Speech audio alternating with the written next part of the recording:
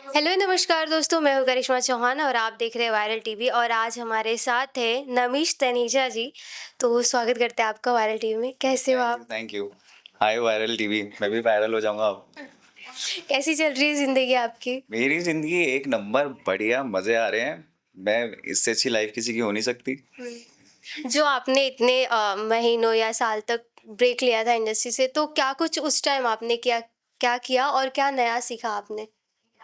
मैं लाइफ़ के बारे में सीख ही रहा हूँ, कैसे जीना है पहले तो वही समझ रहा था। मैं यहाँ पे क्यों आया हूँ मेरे को ये भी जानना था, बट मुझे समझ में आ गया कि मज़े करने आए हो आप। एक ही लाइफ़ है, मज़े करो। एक्टिंग बीच-बीच में आते रहेंगे शोज़, वहाँ जाओ दम पूरा चीज़ जान लगा के काम करो, फिर घर पे रहो, जिम जाओ, अच्छा खाना खाओ, टाइम पे खाना खाओ, टाइम पे सो और करना क्या है लाइफ़ में। जो ये आपका शो है तो क्या कहना इस तरीके का शो आप मतलब वेट कर रहे थे आने के लिए या कुछ ऐसा कैरेक्टर आपको प्ले करने करना था इस शो नहीं, में? ऐसा कुछ नहीं है, मेरी किस्मत अच्छी है तो मुझे ये अच्छा शो मिल गया। हाँ, हाँ। और बहुत सारे एक्टर्स और भी हैं, उन्होंने भी ऑडिशन किया होगा, बट लकीली मुझे ये बहुत बहुत प्यारा शो मिला और बहुत अच्छी टीम मिली।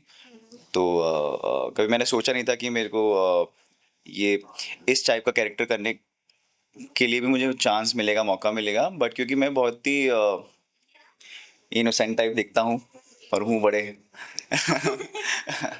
तो तो मुझे ऐसा पता नहीं था कि ये ऐसा इस टाइप का शो आएगा, बट आया तो कि मुझे कोई इस कैरेक्टर के अंदर सोचेगा भी कि मैं ऐसे कोई गुंडा बनूंगा या राजा साहब बनूंगा या गोरखपुर का एक डॉन बनूंगा इस शो में। तो अब मिला है तो फिर मैंने इसको एक गिफ्ट की तरह किया, तो ऊपर वाले ने मुझे गिफ्ट दिया है, इसको पूरी शिद्दत के साथ करो, तो मैंने पूरी शिद्दत के साथ अपना काम किया, जितना मुझे आता था मैंने किया। ओके। सो आपके कैरेक्टर की बात करें तो क्या सबसे ज़्यादा गुस्सा या फिर डेंजरस है? किस तरीके का कैरेक्टर है इसमें?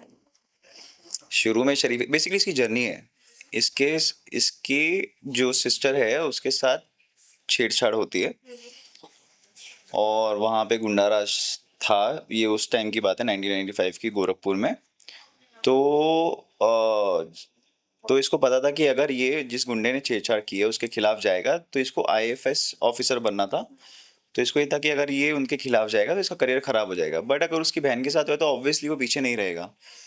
तो उसने कैसे सिचुएशंस ऐसी होती हैं कि वो कैसे उस बंदे को जान से मार देता है सिचुएशन वाइज, फिर कैसे बाकी लोग उसको यूज करके एक और को मरवा देते हैं, फिर कैसे ऐसी लाइफ में सिचुएशन आती है कि ये क्या करता है, अपना जितना भी पैसा है गरीबों में बांटने के लिए, ये सब हेल्प करने के लिए करता है। बट जो भी जो गलत है वो है, किसी को मानना नहीं चाहिए, बट इस टाइप का कैरेक्टर, इसकी एक जर्नी है प्रॉपर। गुस्सा भी है, इमोशंस भी है, प्यार भी है, एक रियल बंदा है जो शहर में थोड़े कम हो जाते हैं, बट आज भी देसी लोग जो हैं वो जिंदा होते हैं, उनके इमोशन जिंदा होते हैं, तो ये एक जिंदा आदमी है लॉजिकली।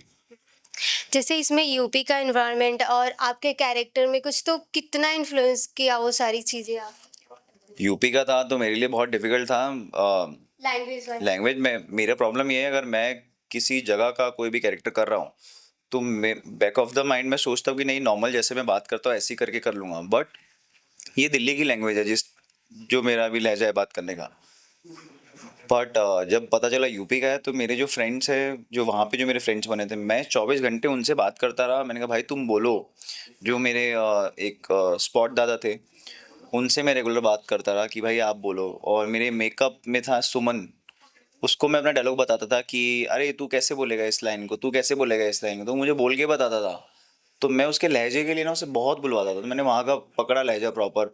तो शुरू के एक दिन बस फर्स्ट डे शूट पे मेरा लहजा प्रॉपर नहीं आया था, क्योंकि मैं कुछ गलत भी नहीं बोल सकता कि गोरखपुर में भी गोरखपुर की लैंग्वेज अलग है, कानपुर की अलग है, लखनऊ की अलग है, तीन तरफ की अलग लैंग्वेज है। तो मेरे को ये था कि मैं एटलीस्ट पूर्वांचली साउंड करूँ, तो फिर वहाँ की लैंग्वेज उनसे सीख सीख के थोड़ा थोड़ा, और लिखी भी थी बीच बीच में, तो वहाँ से ली और फिर लैंग्वेज मिली और बहुत मज़ा आया। अब जाके मैं नहीं बोल रहा हूँ कि हम बताइए क्या हुआ, आप बताइए क्या हुआ, हाँ बताइए ना क्या हुआ, तो अब मैं नॉर्मल बोलने लगा कि तो ऐसा तो लहजा मिला, मेरे को बहुत मज़ा आया करने में। कोई फेवरेट सीन या फिर शूट के दौरान कोई बीटीएस अगर आप हमारे साथ शेयर करना चाहें? तो डैड वाला सीन था जिसमें उनको गोली लग जाती है, वो वाला। वो एक सीन वैसा था जो मैं नॉर्मली ना सब कुछ प्लान करके करता हूँ, प्लान्ड एक्टिंग करता हूँ। तो उस दिन मुझे समझ में आया कि हमेशा प्लान्ड एक्टिंग नहीं करनी चाहिए। उस वक्त मैंने सीन में खुद को छोड़ दिया था, तो वो कैसे क्या हुआ, उसमें कुछ तो मैजिक क्रिएट हुआ था, तो वो मुझे याद है। जब आप देखोगे तो पता नहीं आपको समझ आए या ना आए, बट मेरे लिए वो बहुत ही क्योंकि क्या होता है ना एक्टर्स के लिए, या ये मैंने बहुत अच्छे से बोला है, लोगों को समझ ही नहीं आता है, और जो नॉर्मली बोल देते लोगों को वो अच्छा लग जाता है, तो ये नेवर नो लोगों को क्या पसंद आएगा, तो वो था एक सीन। सो फिर फैमिली एंड फ्रेंड्स का क्या कुछ रिएक्शन था इस शो को लेकर, और सबसे बेस्ट कॉम्प्लीमेंट किसने अब तक आपको दिया है? मेरा फ्रेंड है पुनीत, उसने बोला भाई आग लगा दी। इनफैक्ट मुझे बहुत सारे लोगों को कॉल आया, बहुत सारे मेरे को ना, पहली बार ना, मतलब हमेशा मेरे शोज चल रहे थे, बट किसी ने ऐसे वो फायर वाले साइन नहीं भेजे मुझे। इस शो में ना मुझे लोगों ने फायर वाले साइन भेजे, अरे भाई आग लगा दिया, ये क्या कर दिया।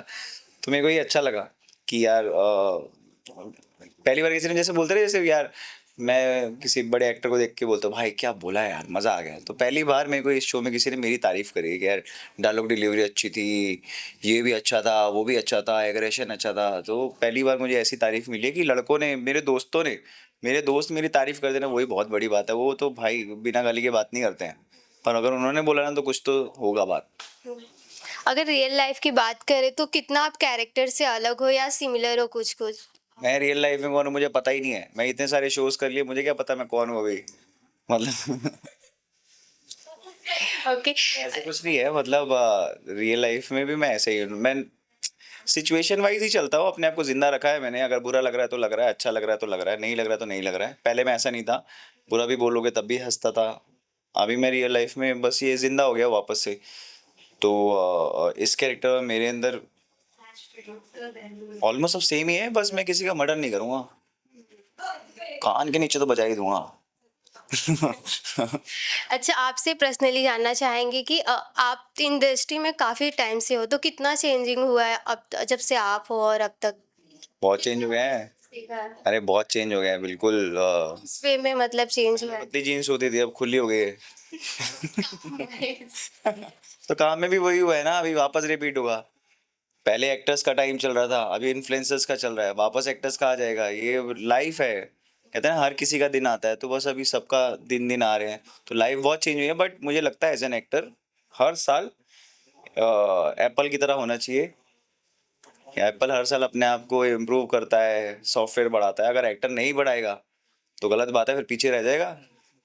तो आपको वक्त के साथ में चलना पड़ेगा, जो सबकी रिक्वायरमेंट है पूरी होनी चाहिए, तो एक्टर को भी खुद को अपग्रेड करना चाहिए।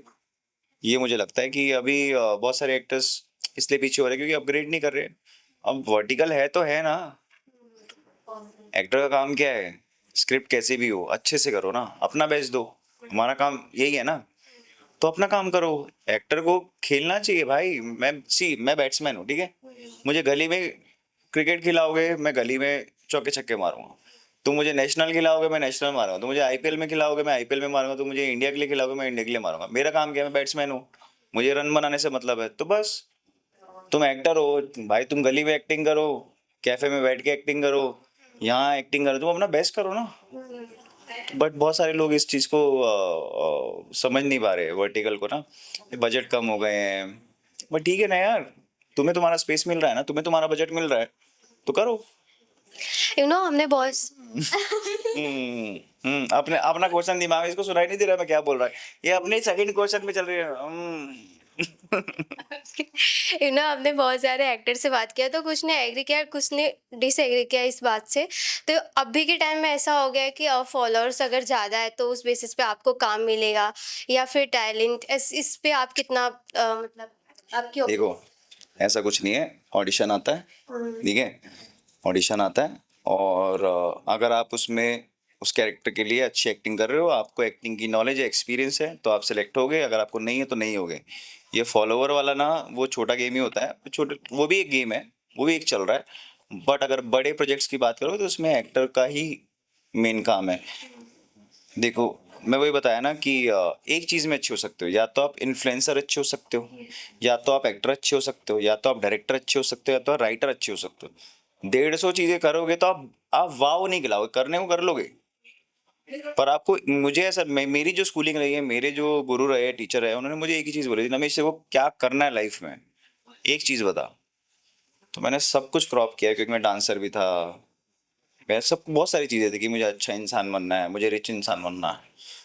उन्होंने बोला एक चीज बता, क्रॉप करिए। मैंने कहा मुझे एक्टर बनना है। तो कह रहा बाकी चीजों में ऊपर नीचे हो जाएगा। तेरे को एक्टर में एक्टिंग में ऊपर जाना है ना, तो सिर्फ एक्टिंग पे ध्यान दे। तो तेरी लाइफ एक्टिंग, तो मेरे को एक ही काम करना है, एक्टिंग, मुझे और कुछ नहीं करना है, समझे? एक, अरे इतना दिमाग नहीं है भाई कि हम क्या क्या करेंगे। वो ग्रेविटी जिसने ढूंढी थी, इतनी बड़ी बड़ी दाढ़ी हो गई है तो छोटी सी चीज है ना ग्रेविटी, इतनी बड़ी दाढ़ी पूरा गंजा हो गया, है ना? तो आप एक ही काम करो यार, 10 चीजें मत करो, थोड़ा थोड़ा कर लिया, बट आप एक ही चीज में अच्छे हो। तो आपका गोल क्लियर होना चाहिए लाइफ में। यही था ना क्वेश्चन? हाँ। मेरा क्वेश्चन है कि इतने सारे रियलिटी शो है तो कभी आपने सोचा नहीं कि मुझे रियलिटी में भी मतलब ट्राई करना चाहिए, या फिर कभी ऑफर हुआ और आपने ना बोल दिया करने के लिए? ऑफर हुआ, हर बार हुआ। मैं कलर्स के मैंने 2-3 शोज किए हैं और लकीली अच्छे चले भी। तो कलर्स से तो मुझे आता है, अगर कलर्स पे कुछ भी आ रहा होता है ना रियलिटी शो, तो वहाँ से तो आता ही है। बट मुझे ऐसा लगता है कि शायद मुझे ऐसा लगता है कि ये जिस तरीके का मैं इंसान हूँ, क्या ये उस प्लेटफॉर्म पे आना चाहिए जिसकी ऑडियंस अलग है, जिसकी ऑडियंस की रिक्वायरमेंट अलग है। तो क्योंकि उसकी जो ऑडियंस है वो वही सब देखना चाहती है, लाउड चीज़ें, झगड़े, ये सब। बट मुझे मतलब मैं बहुत कंफ्यूज हूँ कि मुझे उसमें आना चाहिए या नहीं आना चाहिए। अगर मुझे लगेगा आना चाहिए तो ऑब्वियसली मैं कोशिश करूँगा उसमें आने की। तो अभी आ रहा है तो फिर? अभी मैं नहीं, अभी तो मुझे लग रहा है मैं रेडी नहीं हूँ, पता नहीं। लास्टली आपके ऑडियंस एंड फैंस के लिए क्या मैसेज देना चाहेंगे? भाई सुनो, मेरा शो देख लो, मैंने बहुत मेहनत की है और मैंने बहुत इंजॉय करा है, ठीक है? तो ऑल राइट टीवी ऐप पर आ रहा है ये, और एवरी सैटरडे 6 PM नए नए सीजन्स आ रहे हैं। 3 सीज़न ऑलरेडी आ चुके हैं। मेरे शो को प्यार दो जैसे आज तक आप लोगों ने दिया है, और मज़े करो। या hi, I am Namish Taneja and you are watching me on Viral TV. Thank you.